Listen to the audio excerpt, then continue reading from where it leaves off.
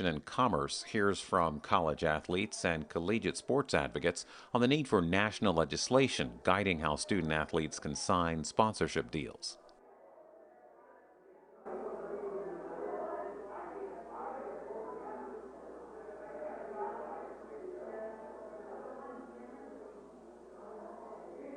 Madam Ranking Member, would you join us?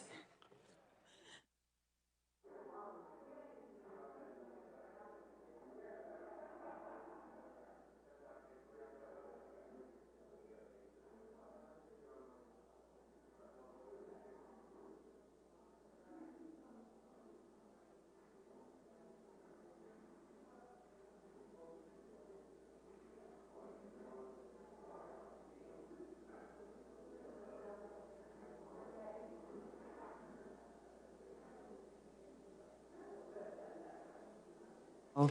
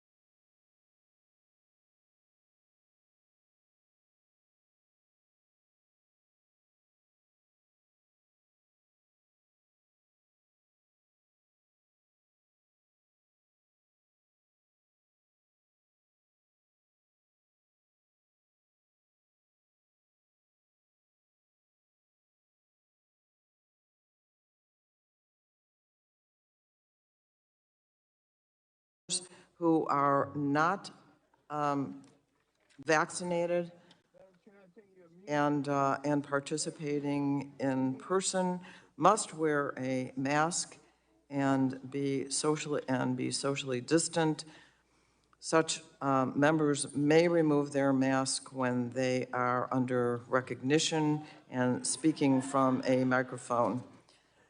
Staff and press who are not vaccinated and present in the committee room must wear a mask at all times and be socially distant.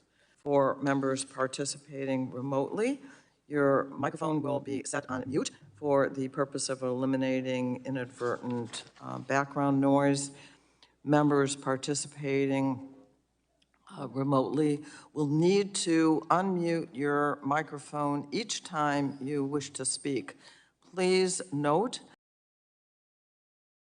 that once you're unmuted your microphone, once you've unmuted your microphone, anything that is said in WebEx will be heard over the loudspeaker in the committee room and subject to be heard by the, by the live stream. Since members are participating from different locations at today's hearing, all recognition of members, such as for questions, will be in the order of seniority on the subcommittee seniority. Documents for the record can be sent to Ed Kosmarski at the email address that was provided to your staff. All documents will be entered into the record at the conclusion of the hearing. At this point, the chair now recognizes herself for 5 minutes. College sports bring joy to Americans in every state, in every congressional district, and can provide life-changing opportunities and friendships for college athletes. I know our colleagues, for example, Congresswoman Trahan and others of you who participated in college athletics have personally experienced this. College sports have also created enormous wealth to the tune of $14.4 billion per year for colleges and universities. But unfortunately, that wealth has not been equitably distributed for decades and led to systemic exploitation of athletes in service of the amateurism mythology.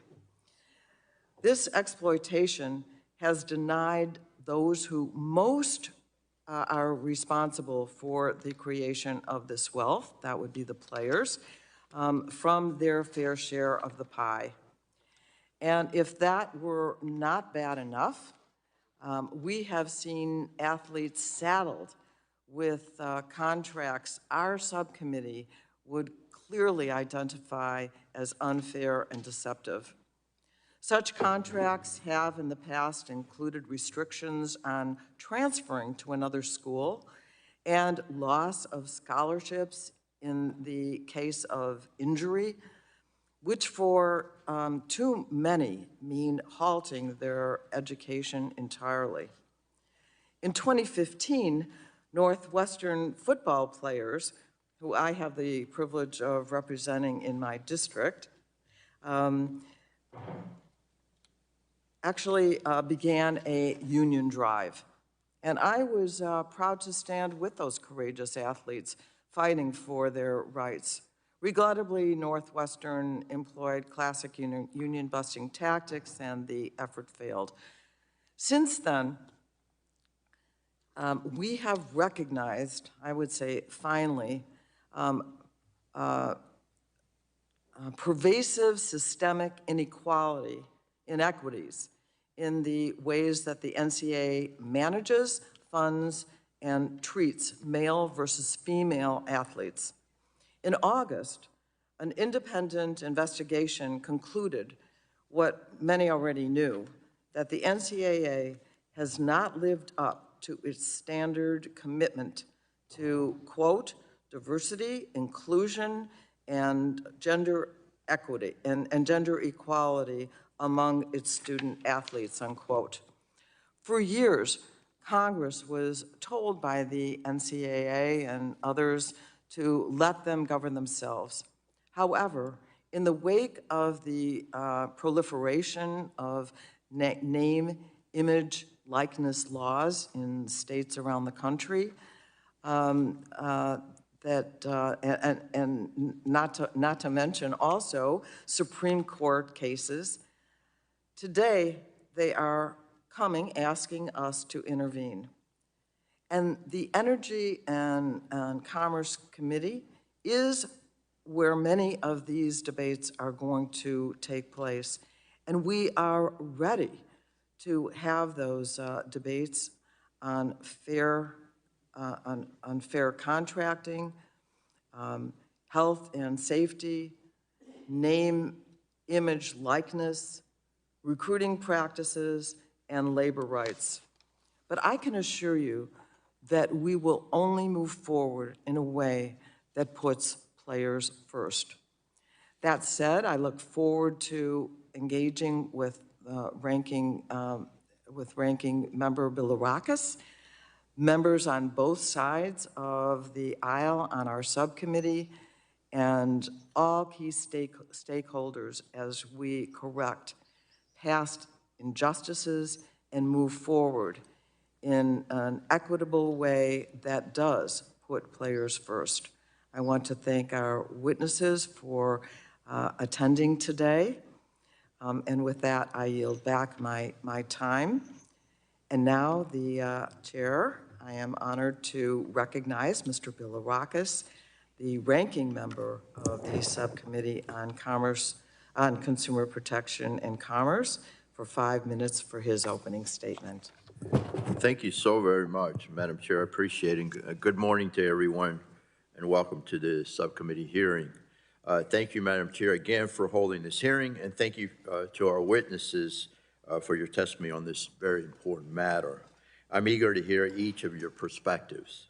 I also want to thank Congressman Anthony Gonzalez for his tireless bipartisan effort to give student athletes the opportunity to receive compensation for their name, image, and likeness, or NIL. It's not too often a Florida Gator and a Ohio State Buckeye can come together in the name of amateur sports. But I'm glad to be working with him on this and remain very hopeful we can get bipartisan legislation to the end zone of this Congress. Now, of course, we have other sports besides football that we're going to discuss. Madam Chair, I also like to ask unanimous consent that a statement from, again, Congressman Anthony Gonzalez be entered into the record. And I have that right here, Madam Chair. Without objection. Thank you. To that end, I think we need to have realistic expectations for what our committee should focus on when legislating to allow collegiate athletes the opportunity to capitalize on their NIL. It is the only way we can get this done for students. And we all agree, Madam Chair, on the NIL, and I have it in my statement, but it's so very necessary that we have preemptive legislation here. Currently, 30 states across the country have their own laws allowing college athletes to monetize off their NIL, including my home state of Florida. Unfortunately, this is not the first time a patchwork of state laws has caused potential confusion and crippled fair competition. We're currently seeing this same scenario play out with consumer privacy laws. So I'm hopeful this hearing highlights the need for Congress to establish a national preemptive framework for NIL and create a true level playing field for all students and educational institutions across the nation. If Congress fails to enact legislation preventing a patchwork of state laws, we will likely see states competing with one another to create the best incentives for students to come to their schools. And you know that's going to happen. Again, while I know young people want to come to the great state of Florida, preferably the University of Florida, we must be fair to the hundreds of other universities and colleges across the country that may be a better fit for student athletes. We have a lot of members here on both sides of the aisle represent different schools and different conferences. To be clear, what I'm suggesting is not an approach decided upon the NCAA and various conferences, but rather by collegiate athletes themselves. I recently received a letter from 15 collegiate athletes from the ACC that emphasize this point, and I want to quote these students, if that's okay, Madam Chair. It's clear we need a federal baseline, is what they say, that re-levels the playing field, and we need one soon. The students also explain the most important factor in legislating on NIL is to protect all collegiate athletes, especially those outside the big revenue-generating sports like football and basketball, stating, and I quote again, Congress would do a disservice to student athletes, sports culture, and American society in general if it passes a bill that diminishes educational opportunities, that leaves schools no choice but to reduce scholarships or cut programs due to budget reallocation. I couldn't agree more. Madam Chair, I ask unanimous consent that I enter this particular letter from the ACC college athletes. Without objection. Thank you very much. So I think these students know what they want. I really do, Madam Chair. And again, if you read, I'm not going to read the names of the schools because I don't have time, but these are very, very credible universities that represent these, and again, these athletes represent those universities. If we exceed the focus of this debate as well as go far outside the bounds of our committee's jurisdiction, I feel we will end up hurting the college athletes and their chances of succeeding on and off the field. I also want to point out that these students didn't ask for healthcare mandates or guaranteed scholarships or for private rights of action. The risk of such factors will result in cutting the very sports programs we are working on to protect. After all, there's a difference between being a representative of a school and being a full-time employee of a school. I agree wholeheartedly with these students. College students should be able to compete and work hard to receive NIL benefits, and that's what our committee should focus on. And I really look forward to hearing the witnesses and getting more input. So thank you very much, Madam Chair, for giving me the opportunity. I yield back. The gentleman yields back. The chair now recognizes Mr. Pallone, chair of the full committee, for his 5 minutes for an opening statement. Thank you, Chairwoman Schakowsky. The devotion, sacrifice, and efforts of college athletes has helped make college sports one of the most popular and lucrative brands of sports entertainment in the country. These athletes deserve a system that protects their interests and well-being. For years, and despite criticism and many court challenges, the National Collegiate Athletic Association, its member schools, TV networks, athletic wear companies, and others have earned massive revenues. At the same time, the college athletes have been stuck in strict amateur status that prohibited them from earning compensation on their name, image, and likeness. It wasn't until the Supreme Court's decision this summer, finding the NCAA in violation of antitrust law, that the NCAA finally felt enough pressure to begin making changes to this unfair system. For far too long, collegiate athletes missed out on opportunities that other students have been able to take advantage of. The rules prevented things like swimmers, tennis players, and golfers from using their names and pictures to advertise lessons in their sports to make extra money. After the rule change, young athletes are already capitalizing on many of the opportunities that were previously not available to them. But while this rule change is a step in the right direction, collegiate athletes continue to face additional hurdles that other students do not. With fewer than 2% of collegiate athletes reaching the pros in their sports, education is vital to success after graduation. Yet many college athletes are forced to dedicate more than 40 hours per week to practices and other training, leaving little time for study. Collegiate athletes have a graduation rate 18% lower than non-athletes, and more starkly for Black athletes, the graduation rate is between 20 and 30% lower than their peers.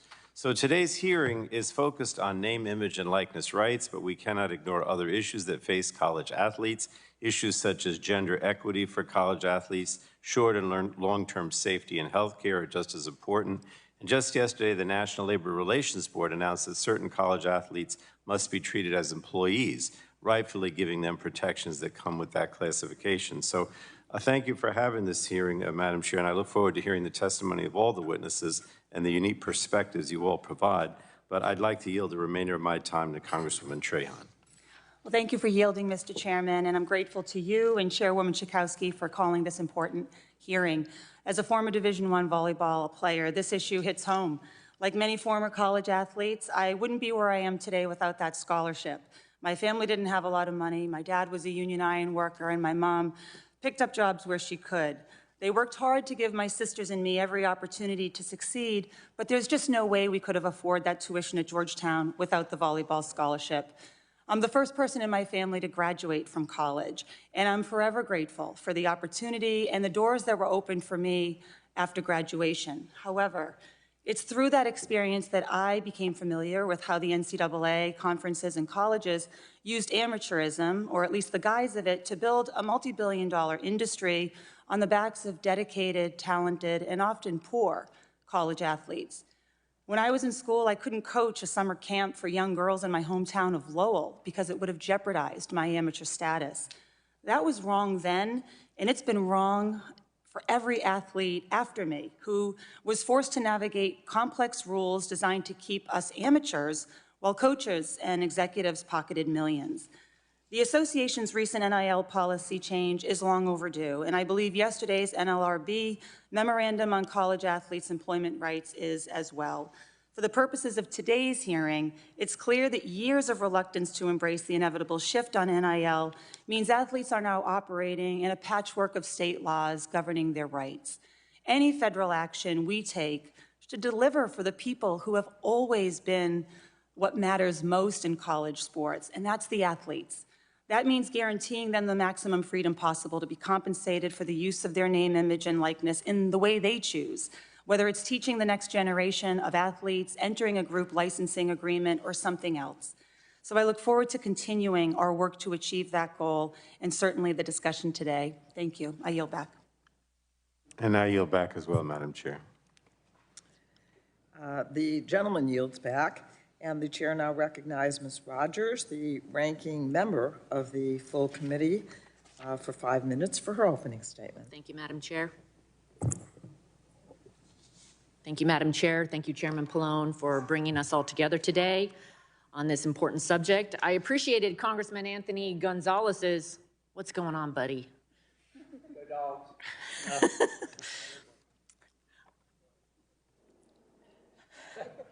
It's Cougs. Go Cougs. Okay.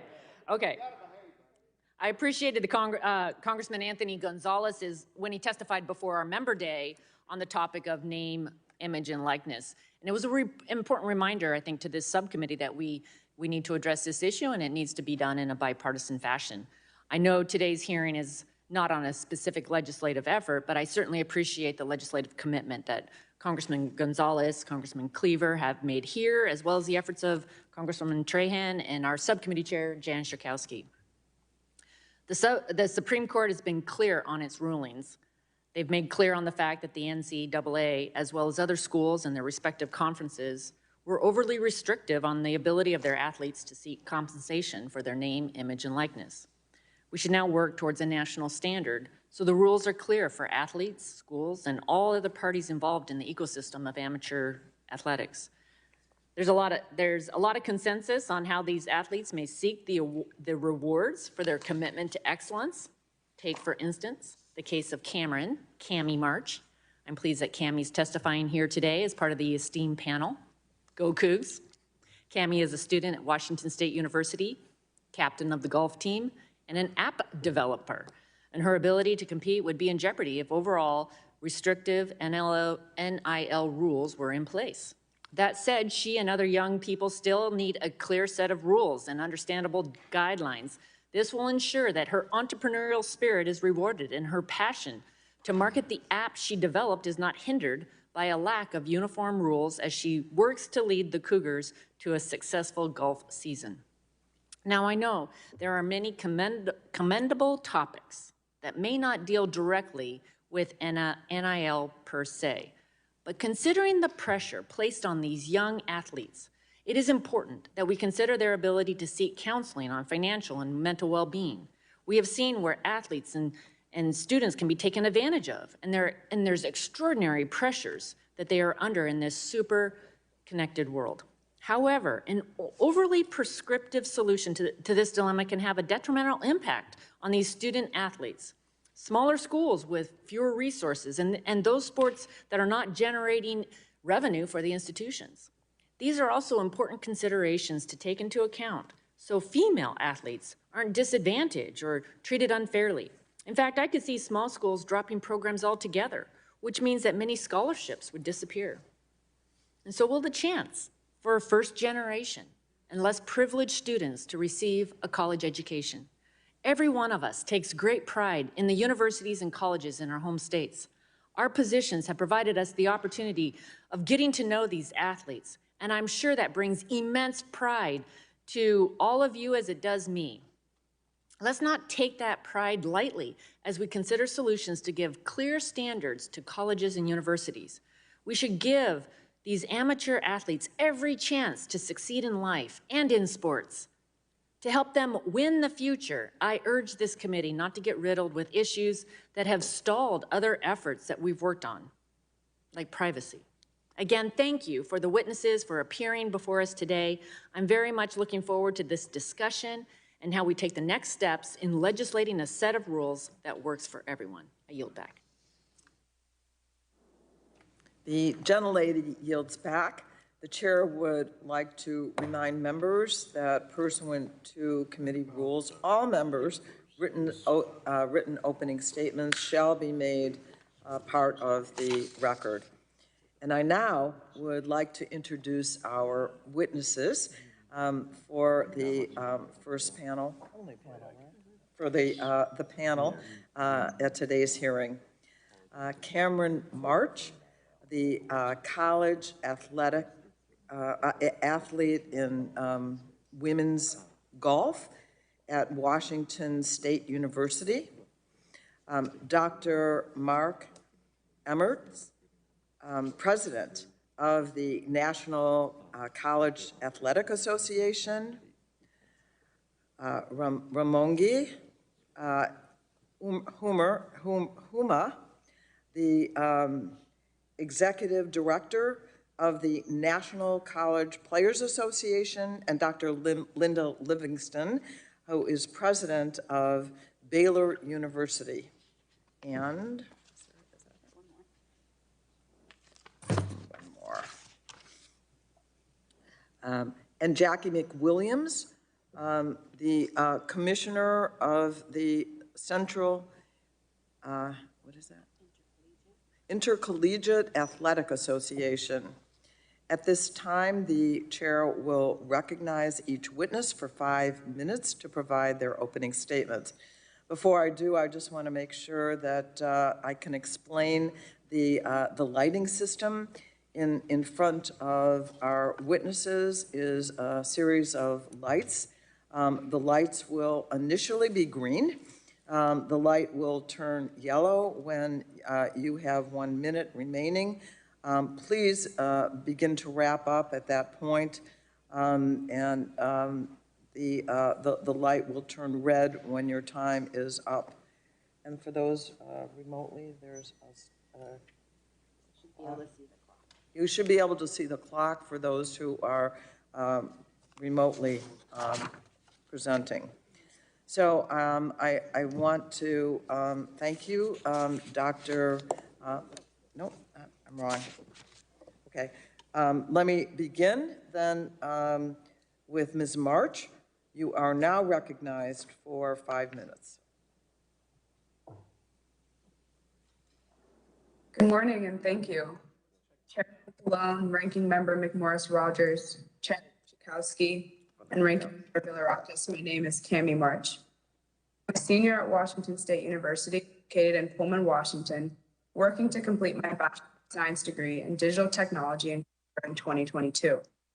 Thank you for the opportunity to represent my fellow student athletes at WSU before the House Energy and Commerce Committee, Consumer Protection and Commerce Subcommittee today regarding the ability of student athletes to utilize our name, image, and likeness. This designation of student athlete is presented to prospective students as something that is of benefit to them, an opportunity to pursue both their academic and athletic aspirations on a dual track that gives them stability and community. However, through my process of developing my app, I have found that because of the NC2A's regulations, this title sometimes acts in hindrance to a student's aspirations that don't fall so squarely in the distinction of student or athlete. I found myself at a disadvantage to non-athletes on campus who had similar entrepreneurial pursuits because their developments were allowed to exist outside of the context of what they contribute to the school. I understand that this is a nuanced conversation and that there might be a concern for how the loosening of these regulations could cause corruption, dishonesty, and an unfair advantage for colleges who can offer more immediate incentives than others. However, I urge those on this committee today to not view the pursuits made by the Name, Image, and Likeness Bill as a final victory for student athletes, but instead view it as a jumping off point towards a larger goal of protecting and fostering them. In tandem with the financial policies that are implemented, it is important to discuss how to support all athletes within whatever new system exists. In much of the discourse I have heard about the changing landscape of name, image, and likeness, both the public perception and political questions seem to be centering around the stars of the collegiate sports world, namely football players, basketball players, and mostly men. The concern here is that the lesser lucrative sports are getting lost in the conversation, and by extension, so are the players. Our unique perspectives, opportunities for sport participation, and passions outside of the sport are just as relevant and important as our counterparts in the typical revenue-generating sports. I know this too well as a female athlete of color, currently playing women's golf, a sport that isn't the most lucrative or visible. This is why I feel as though it would be wishful thinking to believe that someone like me would ever be on an equal financial playing field as a star quarterback. That is why it is important to view the evolution of this conversation on a parallel path with the supplementary support and development of the student athlete's business acumen. One of the only ways someone like me can equal the playing field is by marketing myself, essentially building the uniqueness of my circumstances as a female golfer of color into a valuable brand. I also think that the student portion of a student athlete's identity should be better catered to with more of an emphasis on business, financial, and economic literacy so they are better prepared. .org. We'll take you live now to the White House for the daily briefing with Press Secretary Jen Psaki.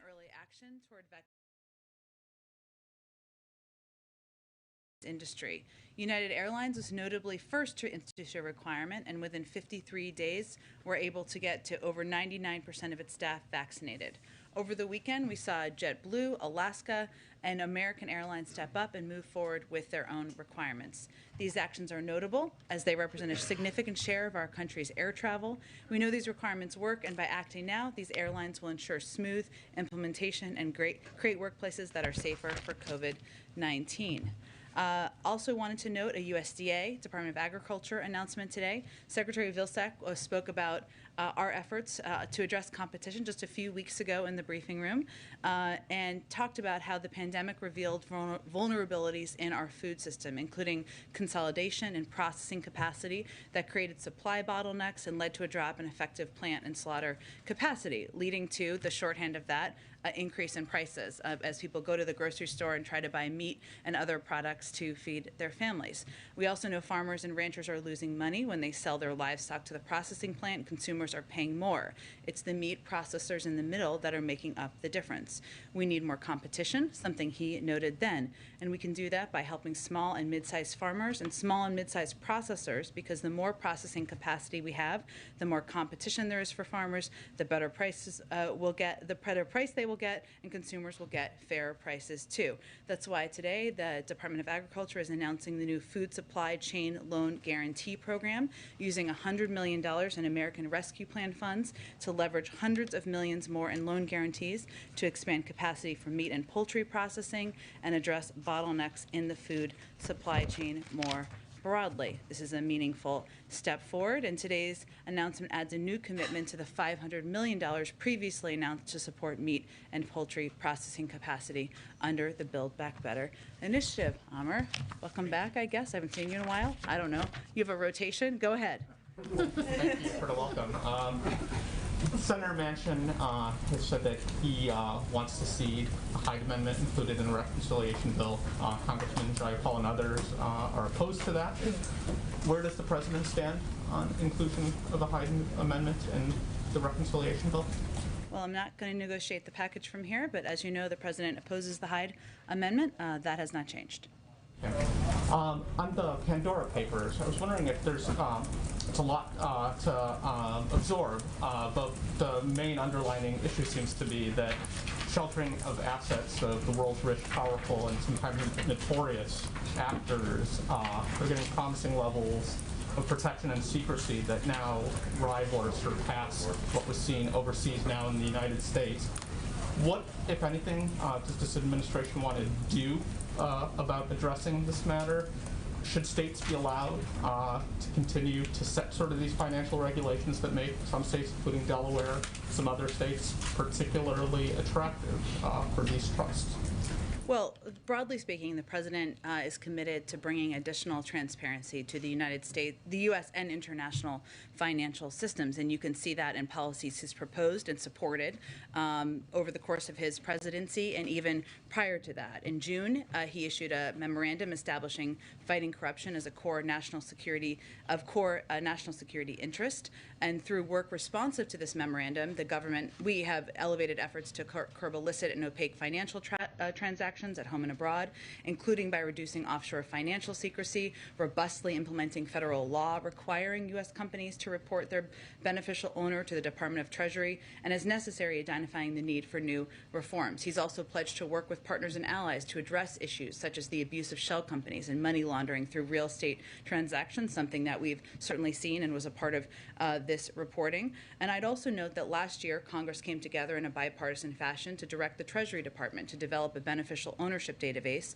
that will meaningfully increase transparency and accountability. I would also, last thing I would say, and then you may have follow-ups, is, if you look at the president's proposals in the Build Back Better agenda, he has been clear he wants to make the tax system more fair, wants to crack down on people who are not paying their fair share, whether they are businesses or whether they are individuals. That has been central to his policies, his proposals, and central to what he's fighting for in Congress right now. If I can hit on just one other thing, outside of Pandora, OPEC said today that it'll add only 400,000 barrels per day to production in November.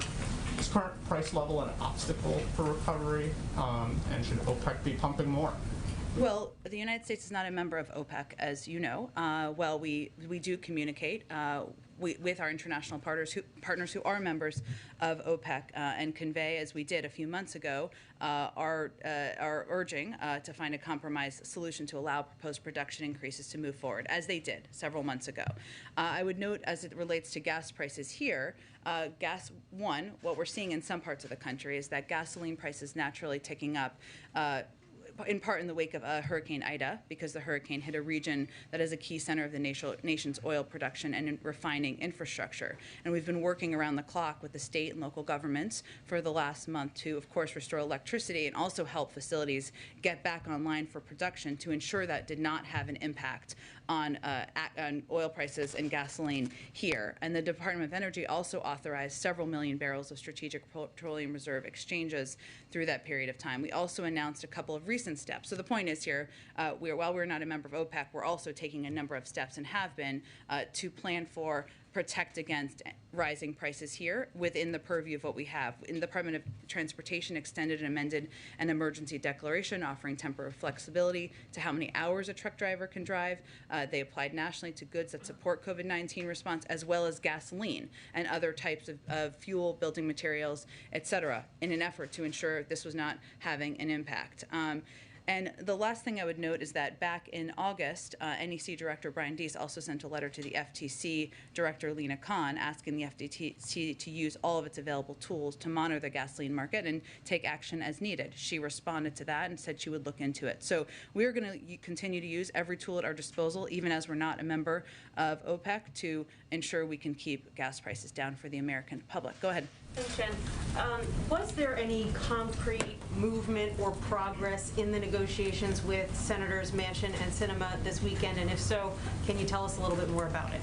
Well, I can tell you that the President is going to have a virtual meeting with a number of progressive House members later this afternoon in order to have a discussion about the path forward, which includes the recognition that this package is going to be smaller than originally proposed. And what he wants to hear from them is what their priorities are, what their bottom lines are, so he can play a constructive role in moving things forward. I would expect that later this week he'll have probably another virtual meeting with members who might consider themselves more moderate or however you want to define them. They're all out of session this week, as you know, so hence that's why the meetings are virtual. We have been in touch, or we've stayed in touch with staff and a range of members over the course of the weekend as we work to continue to make progress. But I don't have any additional updates from Senator Manchin or Senator Sinema at this point. How long do you plan to give those negotiations with Manchin and Sinema? Is there a deadline?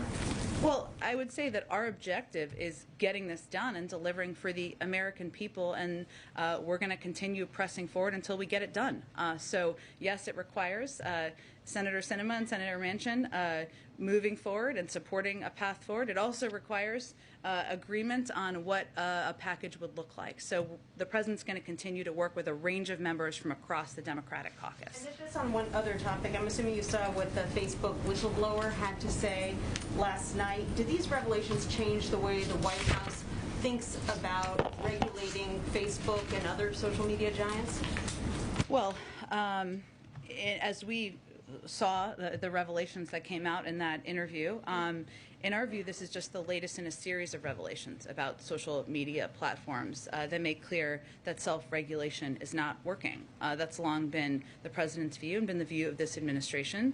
They validate the significant concern that the President and lawmakers on both sides of the aisle have expressed about how social media giants operate and the power they've amassed.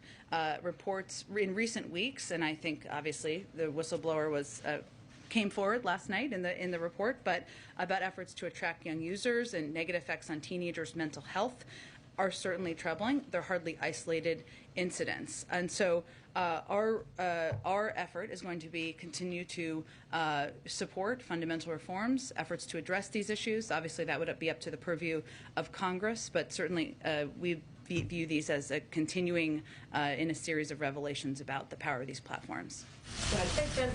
Senator Sanders said pretty clearly this weekend, we've got the President of the United States on our side. Is that how President Biden views it, that he's on the side of the progressives in this fight right now? He's on the side of the American people, and he is going to continue to press forward with both the infrastructure package and the reconciliation package, and that's what the discussions with members of Congress are focused on. Does he see Senators Sinema and Manchin as the roadblocks, as the obstacles right now? Well, as he stated earlier today, he knows that, and you all know, that the majority of members are support moving forward with a bold and ambitious agenda that is going to fundamentally make us more competitive in the world, help compete with China, rebuild our roads, rails, and bridges, give the American people more breathing room. And we know that fundamentally we need 2 more votes in the Senate. Circling back to one thing he did say on the debt ceiling, that he can't guarantee that the U.S. won't reach this debt ceiling. Given the dire economic consequences that have been laid out, if indeed the U.S. defaults, can you elaborate on what he was saying in terms of what the American people should be preparing for as a worst-case scenario? Does he see this as potentially an inevitable at where we are today? No, he also said in the same set of remarks that or in comments, that he couldn't imagine it going to that point because Congress has raised the debt limit 80 times. They've done it in a bipartisan fashion, and it is imperative that we move forward given the impact this could have on the American people, whether it is people's bank accounts, their Social Security accounts, their economic security. There is a great deal of retirement savings, salaries for service members. There's a great deal that is at risk for Americans who are going to be waiting at home watching how this might impact them. Now, the moment we're in, as the President talked about earlier today, is despite the fact that under the last administration, nearly $8 trillion in bills was compiled. I think I have a little chart here just to give you a little visual. Almost $8 trillion during the Trump administration, $676 billion during the Biden administration. So what Senator McConnell is refusing to do is to pay the debts of what were rung up under his leadership when he was in the Senate, still continues to be, of course, and when Trump was president. The debt limit is about paying for bills we have already spent. It is not about initiatives that we're talking about and debating now. And this tells you exactly where those costs came from. Go ahead. The President said this morning that he intended to speak with Senator McConnell. Have they had that conversation yet, and will it be face-to-face? I think what the President was conveying is that he's, of course, open to speaking to Senator McConnell. That's the role, or should be, the role of any president, to work to address what could be an economic catastrophe for the American public. They have not talked yet. I don't know when it will be scheduled, but what is clear is this is not a negotiation. We know what needs to happen here. What is happening in the Senate right now is Senate Democrats have proposed that they would do all the votes to raise the debt limit. They are happy to be the adults in the room. They're not even asking Republicans to vote for it at this point. We know they're unwilling to be the adults in the room. They are blocking the effort by Democrats to raise the debt limit themselves. So it's pretty clear what needs to happen. That is the fastest, the simplest, the cleanest, the least risky way to get this done, and certainly that's what the President would convey if and when they speak. Obviously, the President has known Senator McConnell for a long time. He said they've been down this road before, I think, this morning. He also knows that he's not someone who generally changes his mind or bows to pressure like this. So if Republicans do not give on this, what is the President's recommendation to Senator Schumer as the clock is quickly ticking toward that deadline? Well, when we keep ticking, we'll keep having a discussion about that. Obviously, the Democrats have expressed a willingness, an openness, and a desire to get this done. Unlike the Republicans in the Senate, despite the fact that $2 trillion of that $8 trillion was for tax cuts for the wealthiest, which were unpaid for. And the rest of it, they supported, most of them supported across the board. The president, as you heard him say, he wasn't ruling out options this morning as it relates to legislative paths forward. But what is very clear here is that the cleanest, easiest, fastest way to get this done is by the Republicans allowing Democrats to move forward with a vote. They can do that tomorrow, and we can reduce the uncertainty for the American people. So he's not ruling out reconciliation, just to be clear. He was not ruling out, but let's be clear about what that process. That is a long procedural process, potentially. That's why I was asking. Well, right, but this is an important point because it's a long procedural process. It allows for the Republicans to do unlimited amendments that could be about any topic that may or may not have anything to do with the debt ceiling. Why are we going to play around with the security and the economic security of the American people and the security and the full faith and credit of the United States? That's the president's point he was making this morning. Go ahead.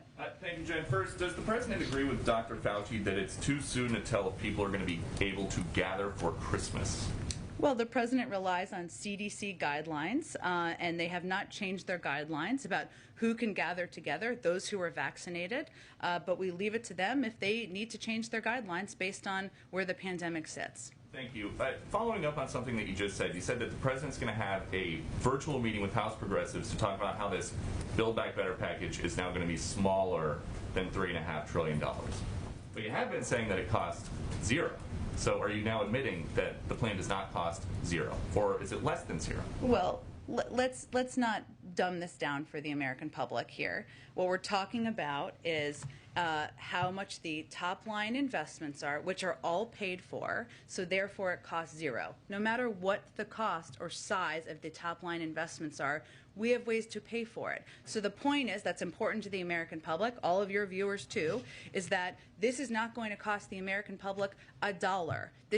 We're going to pay for this by asking corporations, the highest income, so people under $400,000, I should say, corporations' highest income, to cover the cost of these necessary investments. So just to not dumb it down then, does the plan cost nothing or is the plan free?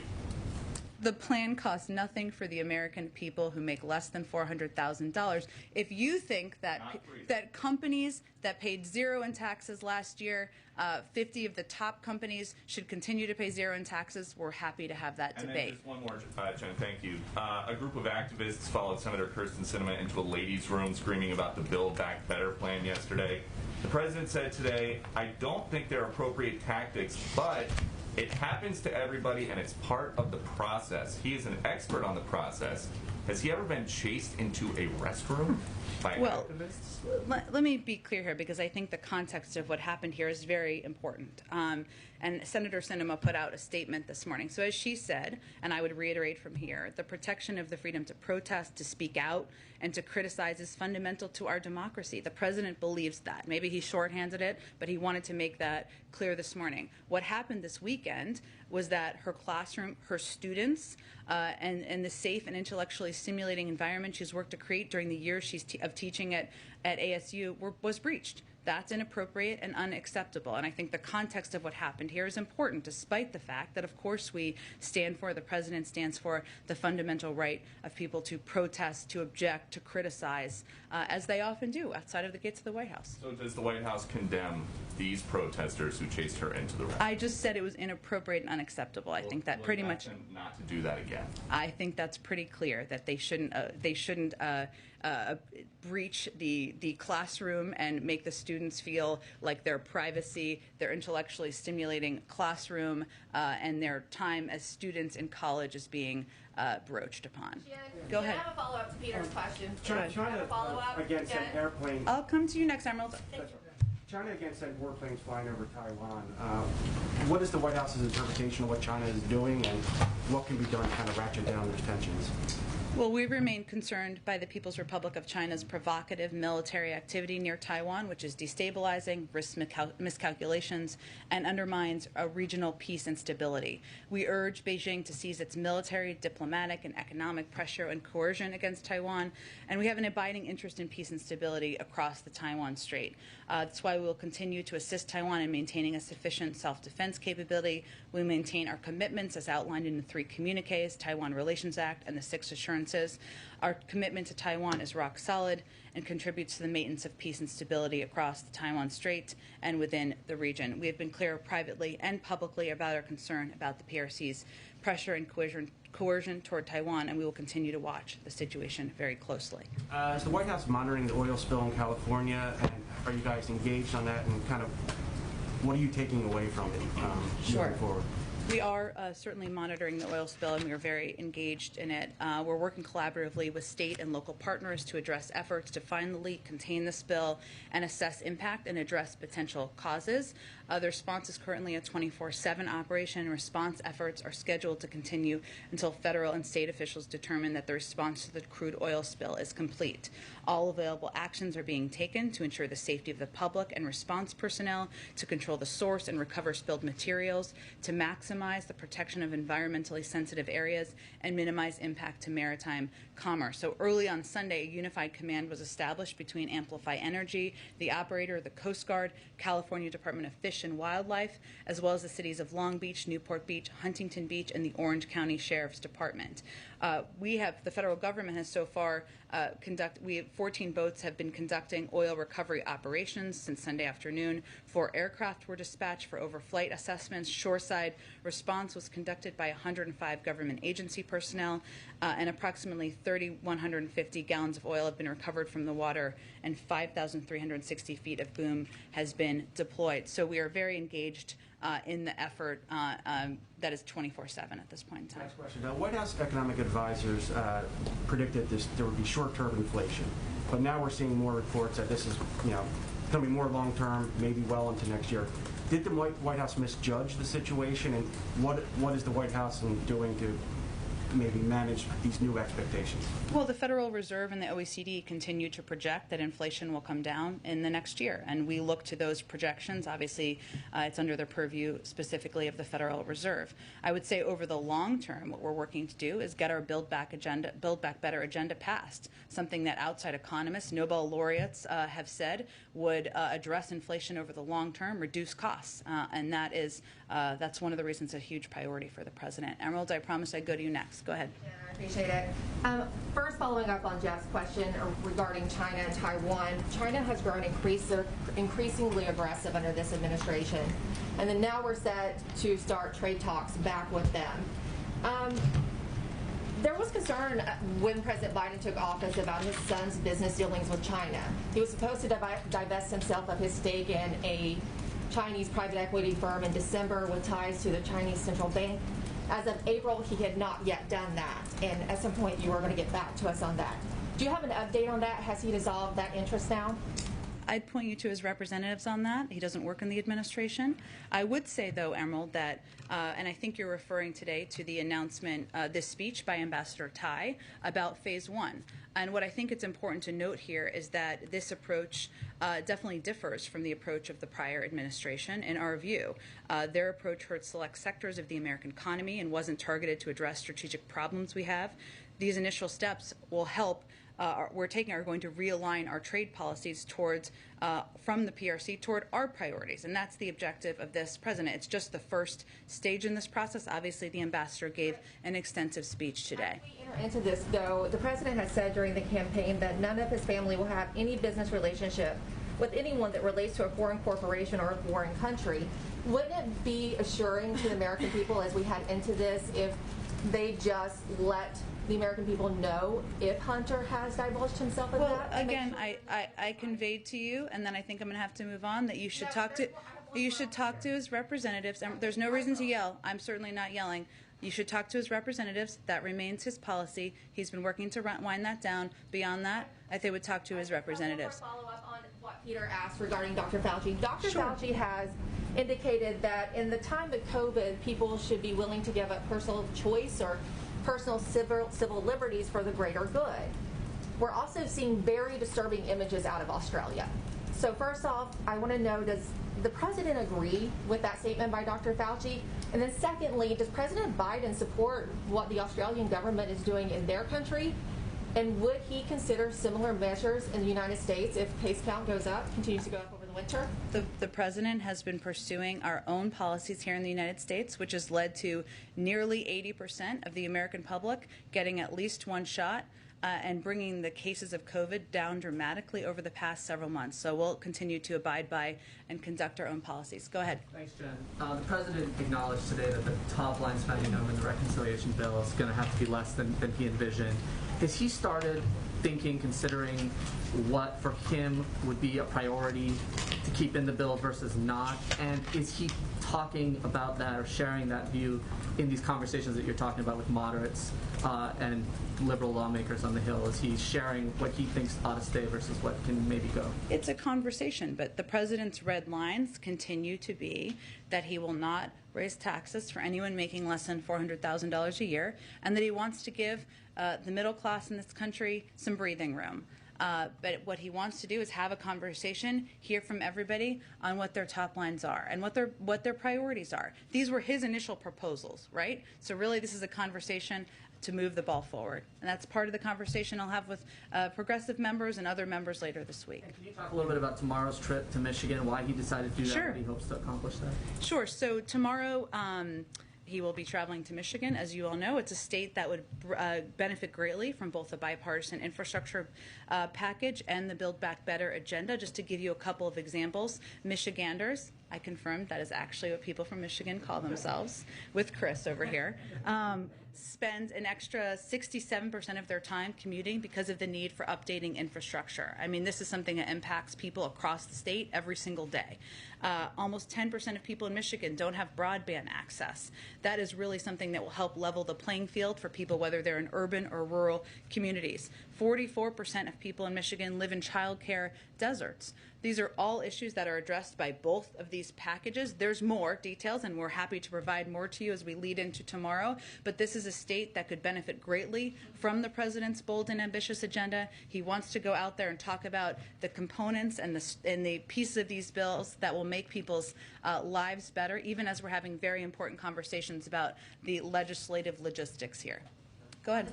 Thank you so much, Jen. Thank you. For international visitors, the administration is looking at the CDC to guide which vaccines will be accepted.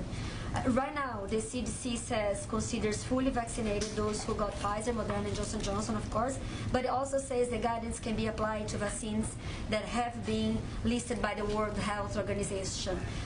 Will there be any change to this guidance? And, for example, the Russian vaccine, who is not in the WHO, will be accepted?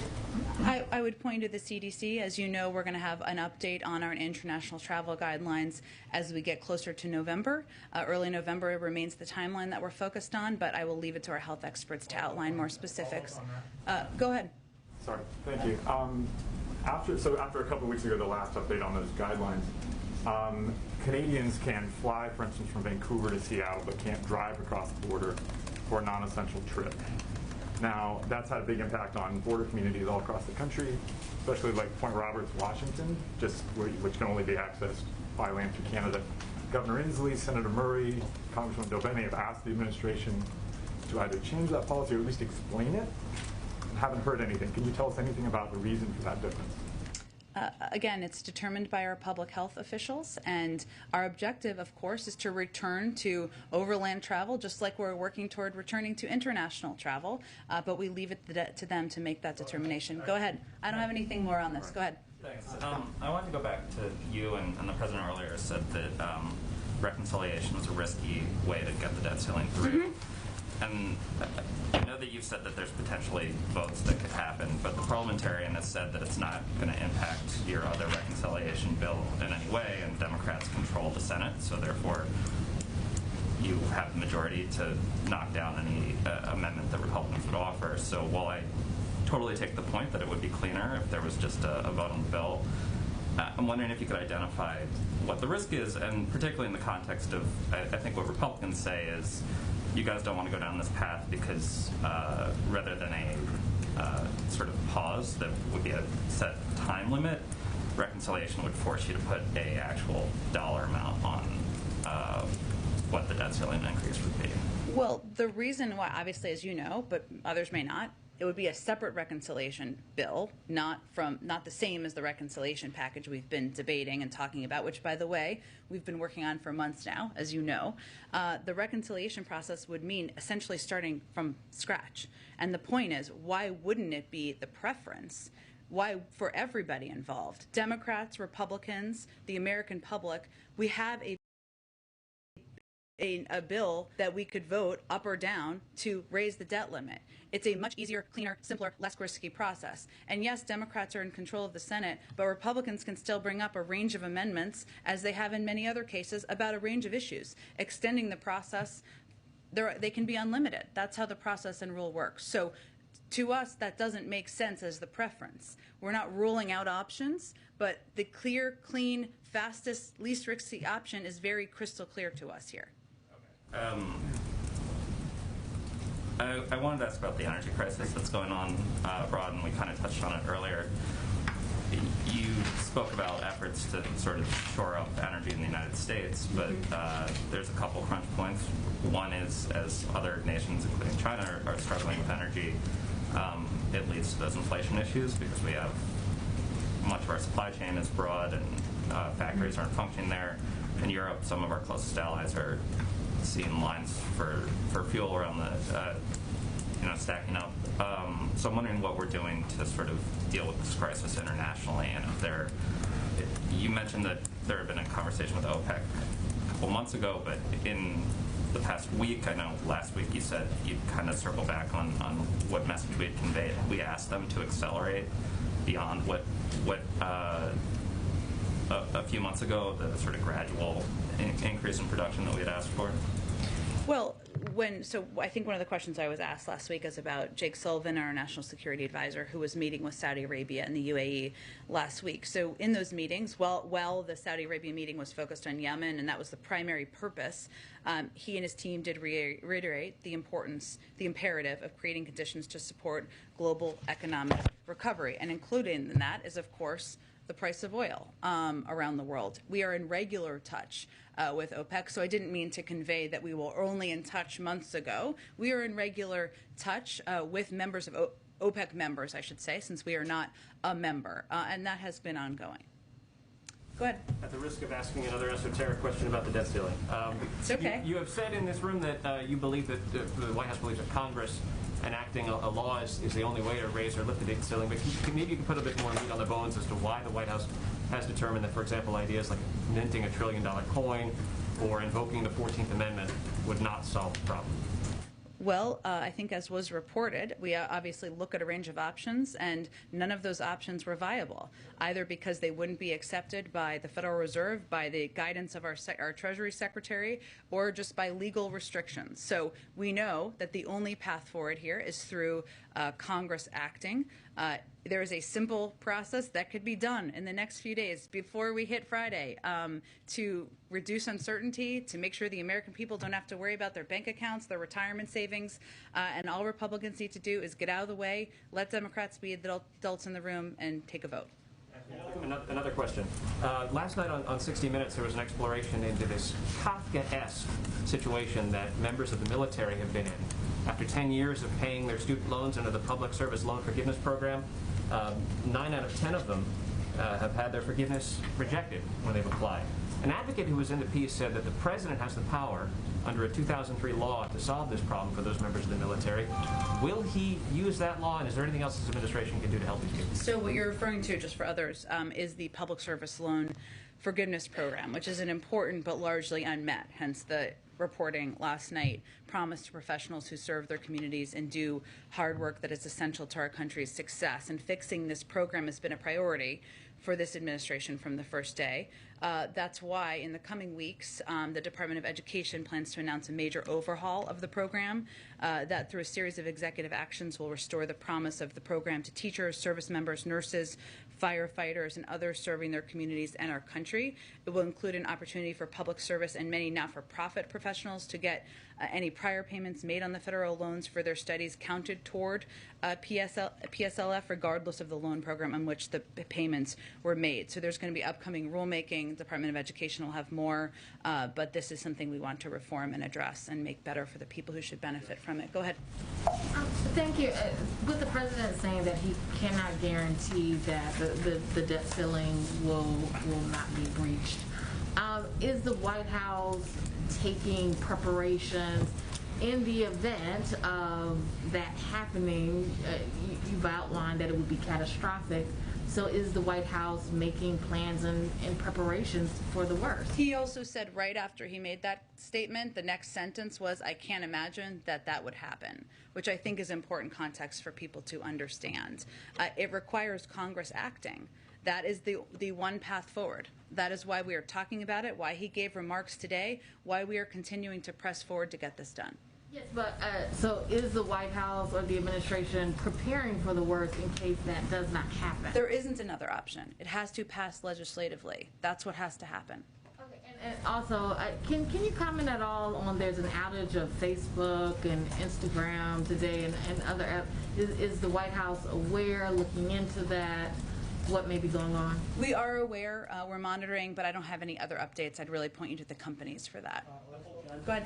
Thanks, Jen. Did the president ever consider asking Democrats to use reconciliation earlier this year to lift the debt limit and avoid potentially cratering markets and affecting the American people? If this is such an economic risk, why give McConnell any say at all?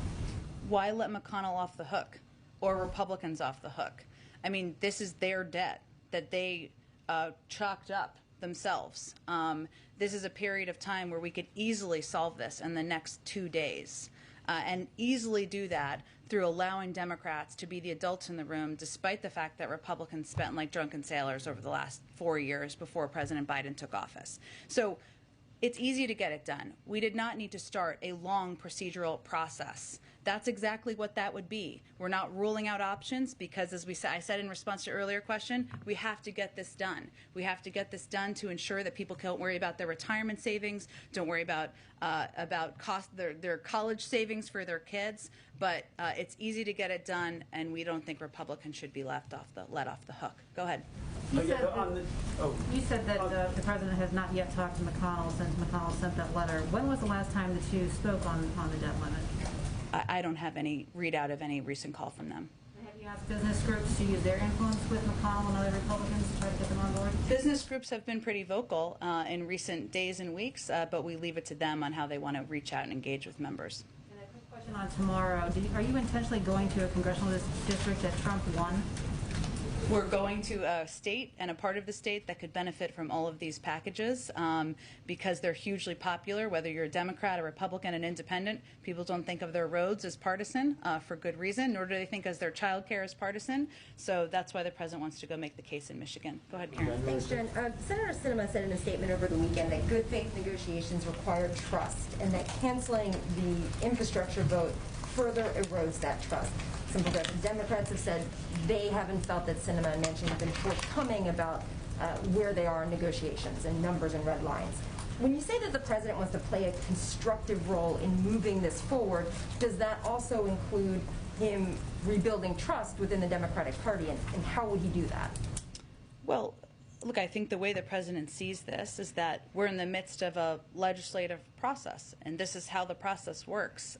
Less about trust or not trust. I know that word's thrown out there a lot and has been over the last week. You know, the president put out his bold proposals. Members of Congress, a co-equal branch of government, argue for their priorities, some with strong emotion. Good for them because they're passionate about what these issues are, how these packages could fundamentally change things for people across the country. And you're seeing now that this is a recognition of the important moment that this is. But in his view, this is how the process plays out. There's going to be there's going to be arguments, there's going to be disagreements. That's not dysfunction, that's democracy. And we've seen it work this way. Bumps in the road. Look at the Affordable Care Act. Look at Dodd-Frank. Look at even the American Rescue Plan. These were not smooth legislative processes. They rarely are, and we're still in the middle of it. why Michigan, or you've answered why Michigan, Yeah. but why now to go out on the road and do an event like this? Well, look, I think the president felt that, and we all felt that the last week or two, what was important was for him to be available, to have meetings, to bring people down, to have these conversations. He's obviously still doing that, but now it's also important to remind people, as the sausage making has been kind of the dominant storyline for the last few weeks, what this is all about. Why he's fighting so hard for it, why there's important debates and discussions about what are in these two important packages. And so that's what he's going to do in Michigan tomorrow, and I expect he'll do more of it in the weeks ahead. Go ahead. Two questions on the oil spill. Is the White House considering a national emergency declaration for the spill there? That would really be something typically that is requested by the governor and granted by FEMA. I don't have any updates on that. We're, of course, continuing to closely monitor. We're in close touch with the governor and his team, but I would point you to FEMA on that if there's an update. And the administration's effort to stop auctioning offshore drilling leases is currently subject to litigation. The judge blocked the stoppage of that. How does this spill kind of underscore that effort that the administration wants to no longer lease new offshore drilling? Well, I think one of the reasons that, one, there are also existing oil leases, I should just clarify, not that it was your question, that are still ongoing. That has not changed. And obviously you referenced the ongoing litigation. Look, I think the president has identified addressing the climate crisis as a core priority for him in this administration. And certainly taking every step possible to do that remains a priority. I wouldn't say that this changes that. That has been the case before this and will be the case even as we work to ensure recovery is complete. Go ahead, Andrew. Thank you, Jen. Last week, Chairman Thompson of the January 6th Select Committee said that his committee would be making referrals for criminal contempt in the event that Trump administration witnesses fail to honor the subpoenas that have been served on them. In past administrations, those sorts of referrals have not been acted on by the Justice Department. And I know the President has said that the DOJ will act independently of the White House, but broadly speaking, will the Biden administration break with recent precedent and actually follow the law in this case? Well, these witnesses have not failed to appear at this point in time, so we're not quite there in the process. And obviously, we would point to the Department of Justice. I think there have been cases, I know this wasn't your question, but since you asked about January 6th, broadly, where we have did not exert executive privilege, for example, in the matter of certain former DOJ officials who had been called to testify before Congress. I cite that both to illustrate how we have approached this issue so far and the broader spirit in which we'll continue. But obviously, issues that are of the purview of the Department of Justice will remain there, and we're not quite at the point where anyone's failed to appear. Phrase that slightly then. Past administrations have not followed the law and acted on these sorts of referrals. Whether or not one will happen in the future. But I understand your question. Of course we're going to follow the law, but I'm not going to get into hypotheticals that aren't right now relevant to this current state of play. I would also point you to the Department of Justice, as you noted in the beginning, but I also wanted to note where we have broken with some recent past precedent and how we've approached, just to give you an example. Go ahead, Eugene. Thanks, Jen. Any update on the Department of Education's look at whether or not the president could write off student loans? Ron Klain told us that they were looking at that and that it would take a few weeks, or that it was hoping that it would take a few weeks. Just wondering if there's a holdup and what the holdup is. I don't have any other update. I would say that obviously lowering the cost of college or relieving student debt is a priority to this president and this vice president. If Congress wants to send us a bill that would, relieve $10,000 in student debt, the president would be happy to sign that. Obviously, there hasn't been action on that to date. And I would also note that part of his proposals has been lowering the cost of college, giving more people access to college who wouldn't have otherwise had it, which shows his commitment to the issue. And Harold Cole, a senior advisor and the only political appointee on the State Department's legal team, resigned and wrote a memo. And I want to get this right, so read from what he said. I believe this administration's current implementation of the Title 42 authority continues to violate our legal obligation not to expel or return individuals who fear persecution, death, or torture, especially migrants fleeing from Haiti. He also said lawful, more humane alternatives plainly exist. So I want to get your reaction to that memo and also Why is the only political appointee at the State Department's legal team wrong? Well, I haven't seen his memo at this point. I'm not sure when it came out. That's fine. Please do. I would say that we don't see Title 42 as an immigration policy. It is a public health authority because we're still in the middle of a pandemic, and it is determined by the CDC. It is also true that there are several exceptions for Title 42, including those who are fleeing persecution, who express a concern of fear. It goes through a process. Those who have health issues, those are individuals who go through our immigration proceedings and process. So it remains in place because we're in the middle of a pandemic, but I think the shorthanding of that isn't an accurate depiction of what our policy actually is, even as it relates to exemptions. Jen, can I have a question on climate change? Sure. So during his West Coast trip, the president called for bold action on climate change in response to wildfires and other extreme weather events. But the climate provisions are also a major sticking point in the reconciliation process between Senator Manchin and progressive faction. What is the president telling fellow Democrats about climate policy during those talks? And is this an area where he's willing to make concessions?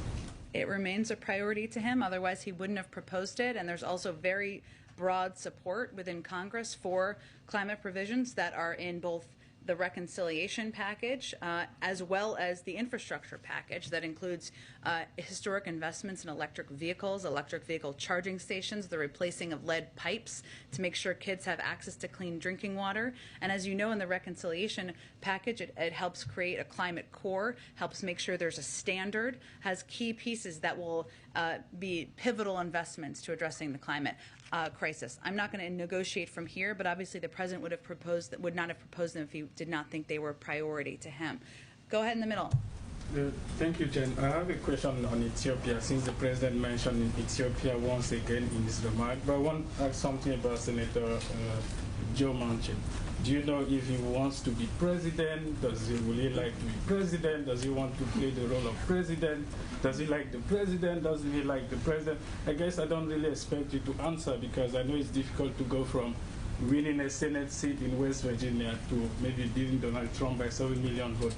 But what does it say about democracy that you can win in an election by 7 million votes and one person can actually do your entire agenda? We don't see it that way. We're in the middle of a process. This is democracy. It's not dysfunction. So we're going to keep at it. Go ahead. Thank you. If I could go back to that question on inflation, you said the spending package will help inflation over the long term. The New York Federal Reserve president says he sees elevated inflation for at least another year. So what is the timeline you're looking at for the long term, especially since this reconciliation package could go into effect over the course of 10 years? You know, how long should Americans be expected to wait for those prices to come down? Well, the Federal Reserve and the OECD and others have also said inflation is expected to come down. They continue to say it's transitory. I would say that it is a 10-year package, but what's important about the package is that several economists, Nobel laureates and others, have conveyed it would help address inflation over the long term, which is something that I think is in the interest of the American people, the public, and future governments, of course. Go ahead. In the last 24 hours, North Korea's press agency says they've reopened the hotline with South Korea. Just wondering if the administration has been in touch with Seoul in that time and what concerns you may have about the, I guess, supposed, I don't know if it's a real hypersonic missile, but the alleged hypersonic missile. Well, we support, first to your first part of your question, I think, we of course support and continue to support inter-Korean dialogue and engagement and cooperation, and we'll continue to work with our ROK partners to that end. As it relates to our engagement, you know, we of course, well, on the missile launches, let me add that so I don't miss that. We of course condemn any illicit missile launches which are destabilizing to the region and to the international community. We're consulting closely with our allies, both in capitals and in New York at the UN, as we assess the recent events and as we determine next steps. As it relates to our own engagement, which I think you were also asking about with North Korea, you know, our goal, of course, remains complete denuclearization of the Korean Peninsula. We remain prepared to meet with DPRK without preconditions in our messages. We have made specific proposals for discussion with the DPRK. We hope DPRK will respond positively to our outreach, but at this point we have not had a response. And then just Following up on Taiwan, in the last few hours, it's been reported that China sent 52 aircraft into Taiwanese airspace. So these strong statements from the State Department and from you don't appear to be listened to in Beijing. So what now? What next? We are also in touch privately, conveying clear messages through diplomatic channels, and that's probably the appropriate place for those. No, the president has not, but we have obviously have high-level officials who are in touch with a range of officials there. Go ahead. Thank you. On Pandora Papers, so will the Pandora Papers revelations affect the dialogue between the White House and its strategic partners? For instance, a month ago, President Biden was discussing corruption issues with President Zelensky of Ukraine, and now Mr. Zelensky is reportedly involved in this offshore scandal. So does this fact, let's say, undermine trust between Washington and Kiev?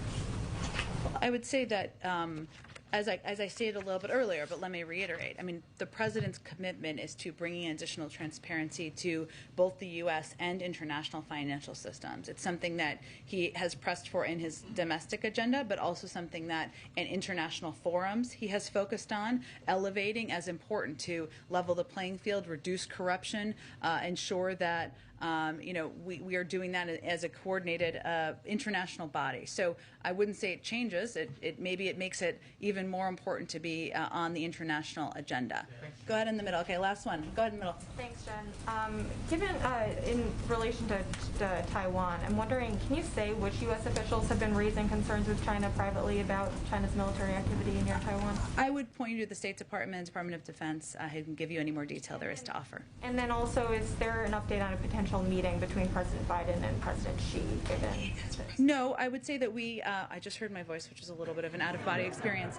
But I would say part of, and obviously there was a significant speech that Ambassador Tai gave today, and part of our objective and our engagement as it relates to our China strategy is to maintain high-level dialogue. So I don't have anything to preview for you at this point in terms of a meeting or next conversation, but certainly maintaining high-level dialogue at that level is a priority to this administration. Thank you. We'll do this again tomorrow.